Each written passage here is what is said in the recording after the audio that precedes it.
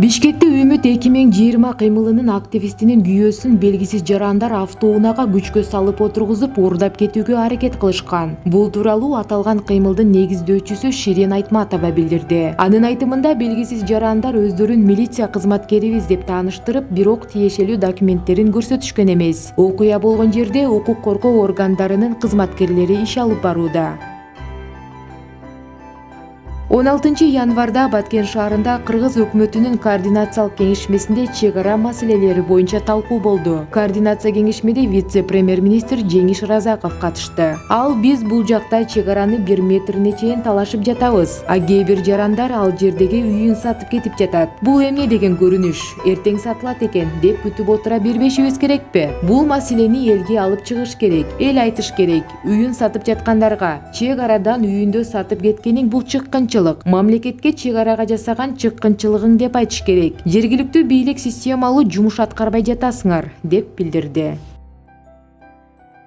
Айсулуу Тыныбекова Маттео Пеликон 2020 эл аралык мелдешинин алтын медалын утту. Дүйнө чемпиону финалда россиялык Любовь Овчарованы утуп алды. Таймаш аягына чыга электели жеңиш Айсулууга берилди. Беттештин экинчи бөлүгү башталып, эсеп 7-2. Айсулуунун пайдасына болуп турганда, орус кызы мурдунан алган жаракатынан улам беттешти токтотушкан. Айсулуу жарым финалда акшылык Кайла Колин Киеко Миреклени 1 мүнөттүн ичинде даалысын тийгизип, таза артыкчылык менен жеңди. Чейрек финалда болсо дагы бир акшылык Макки Эллин Келтени 10-0 эсебинде уткан. Тыныбекова бул мелдеште 8-1 финалдан баштап күрөшкөн. Биринчи атаандашы кытайлык Цзяо Лонг жана Айсулууга татыктуу каршылык көрсөтө алды. Ал беттештин жүрүшүндө улам 2 балл алдыда баратты. Таймаштын бүтөөрүнө 20 секунда калганда Цзяо Лонг 6-4 эсебинде утуп жаткан. Тажрыйбалуу балбаңгыз Айсулуу 10 секунданын ичинде 2 балл алып эсепти теңеп, беттештин жеңүүчүсү болду. Эрежеге ылайык эсеп тең-тең аяктаганда акыркы аракет жасаган балбаңга артыкчылык берилет. Маттео Пеликон 2020 рейтингдин эл аралык мелдешинин кыздар күрөшү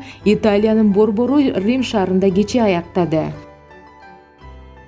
Кыргызстанда күйөөлөрүн сабаган аялдар дагы бар. Бул тууралуу маалымат жыйында Ички иштер министрлигинин коомдук коопсуздук кызматы бөлүмүнүн башчысы Улан Рыспеков билдирди. Анын айтымында үй-бүлөдөгү зомбулук боюнча 6145 коргоо ордери берилсе, анын 5752си аялдарына зомбулук көрсөткөн эркектерге берилген. Ал эми аялдарга 393 коргоо ордери берилген. Аялдар тарабынан зомбулук көрсөтүү да болууда. Күйөөсүнө кол көтөргөндөр кайната же кайненесин ишке чыгарып койгондор болгон, деп билдирди Улан Рыспеков. Россиянын Ленинград облусунун Гатчина шаарынын 36 жаштагы тургуну мурдагы күйөөсүн халатынын боосу менен монтуп өлтүргөн. Бул тууралуу МК.ру жазып чыкты. Маалыматка ылайык 2020 жылдын 13 январында кылмышка шектүүнүн 3 баласы бар. Кызы 16 жашта. Күйөөсү менен ажырашып кетип, балдарын жалгыз багып жүргөн. Бирок мурдагы күйөөсү балдарынын жана аялынын тынчын алып, мас абалында үйүнө келип, 16 жаштагы өзүнүн кызын зордуктоого аракет кылганда, аялы халатынын боосу менен муунтуп койгон. Өзүнө келип, полицияга чалып, адам өлтүргөндүгүн айткан. Аймактык тескөөчү кызматкерлеринин айтымында маркум мас абалында болгон.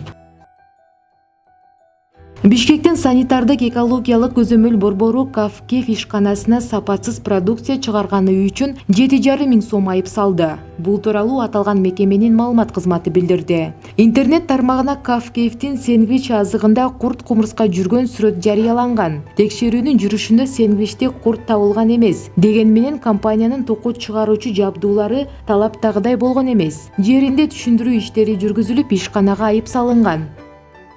Жалал Абад облусунда өрттүн саны 24% азайып, тилсиз жоодон 12 адамдын өмүрү сакталды. Бул тууралуу өзгөчө кырдаалдар министрлигинен билдиришти. Маалыматка караганда, былтыр Жалал Абад облусу боюнча 488 өрт кырсыгы катталган. Өрттөн болгон материалдык чыгымдардын көлөмү 218 миллион сомдон ашты. Былтыр тилсиз жоо 7 кишинин өмүрүн алды. Тилсиз жоодон 12 адамдын өмүрү жана 450 миллион сомдон ашык товардык материалдык баалуулуктар сакталып калган. Өрттөрдүн негизги себептери отко этиятсыздык менен мамиле кылуу, электр жабдууларын колдонуудагы этиятсыздык, балдардын от менен ойносу, деп айтылат маалыматта.